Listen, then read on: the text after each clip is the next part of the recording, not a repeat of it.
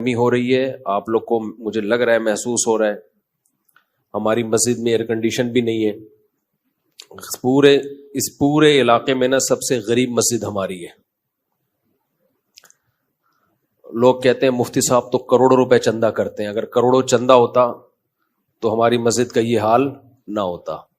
باتیں کرنے پر گورنمنٹ کی طرف سے کوئی پابندی نہیں ہے. لوگ پھینکتے رہتے ہیں اس مولوی کو دیکھو امریکہ جا رہا ہے، فلاں جا رہا ہے، فلاں جا رہا ہے، بہت پیسہ آ رہا ہوگا. تو آ رہا ہوتا تو یہ حال ہوتا. آپ کہہ سکتے ہو گھروں میں لگا رہا ہوگا مولوی. گھر جا کے بھی دیکھ لو، میرے گھر میں اے سی نہیں ہے ابھی تک. خیر اس کی ایک اور حکمت بھی ہے، وہ لگوا دوں گا میں. اتنا بڑا مسئلہ ایسا نہ ہو مجھے زکوٰۃ دینا شروع کر دیں. کل اے سی کوئی زکوٰۃ میں لے آئے کہ لگا دو یار. اللہ نے مجھے بہت دیا الحمدللہ. اصل میں مجھے 4 جگہ لگانا ہے.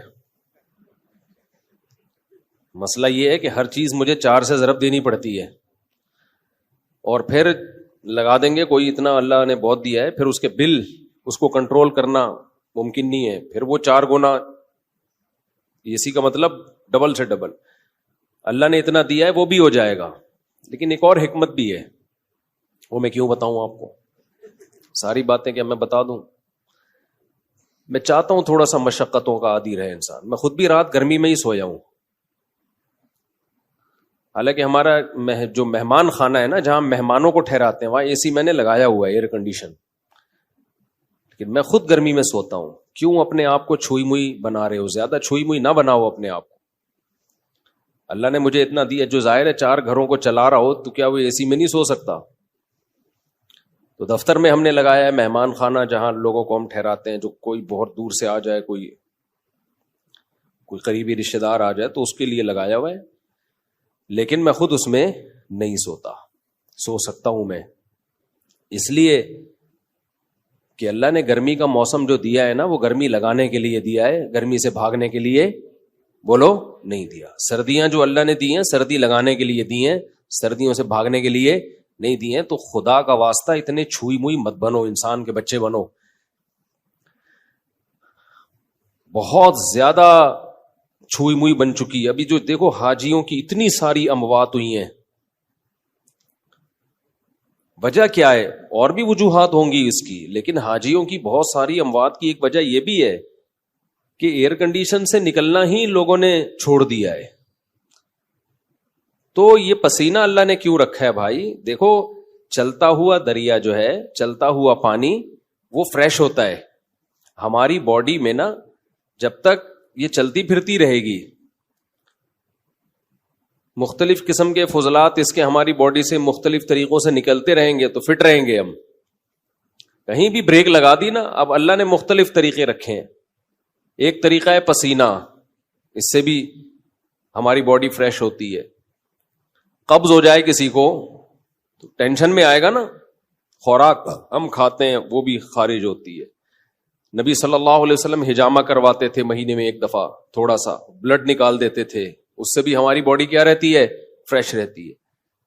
خواتین کو مینسز ہوتے ہیں، ان کی انرجی کا بہت بڑا حصہ اس میں ضائع ہوتا ہے، لیکن وہ مینسز ان کی صحت کے لیے ضروری ہیں. بچے کی ولادت ہوتی ہے، نفاس کا خون آتا ہے، بہت زیادہ ان کی انرجی اس میں ضائع ہوتی ہے، لیکن وہ ان کی صحت کے لیے ضروری. یہ ساری چیزیں باڈی کو ریفریش کرنے کے لیے ہوتی ہیں. ریفریش سمجھتے ہیں؟ کمپیوٹر میں جب سسٹم میں گڑبڑ ہو تو کیا مارتے ہیں اس کو؟ ریفریش. ریفریش سے کام نہ چلے ری اسٹارٹ. ری اسٹارٹ سے بھی کام نہ چلے سافٹ ویئر اڑا دو، اس کا دوسرا ڈال دو اس میں. تو پسینہ نکلنا بھی ضروری ہے بھائی، خون نکلنا بھی ضروری ہے. اسی طرح جب شادی ہوتی ہے تو بھی انرجی استعمال ہونا شروع ہوتی ہے، وہ بھی ہماری باڈی کا حصہ ہے.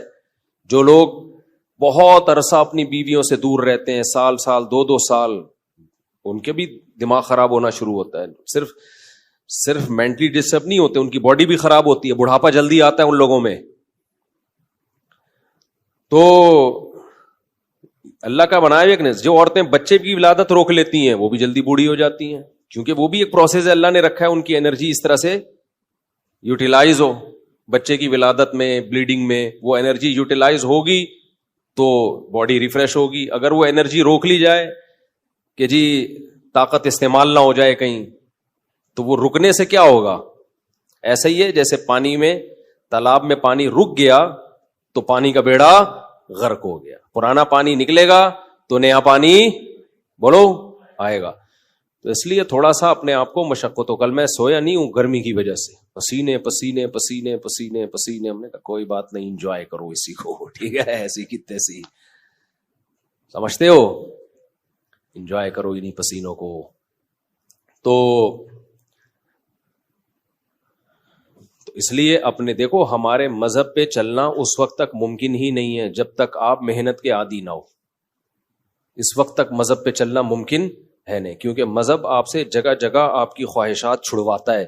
تو جو برگر فیملی بچہ ہوگا، جو بالکل ہی چھوئی موئی زندگی گزارے گا، وہ کیسے شریعت پہ چل سکتا ہے؟